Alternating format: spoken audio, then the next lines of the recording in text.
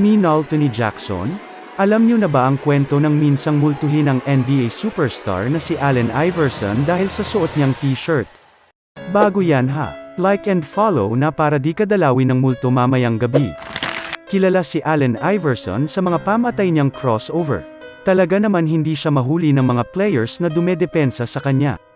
Pero di niya akalaing isang nakakakilabot na pangyayari pala ang di niya matatakasan. Isang gabi ay nasa banyo nga raw si Iverson para umihi. Noon ay suot niya ang isang damit na makikita ang singer na si Janet Jackson.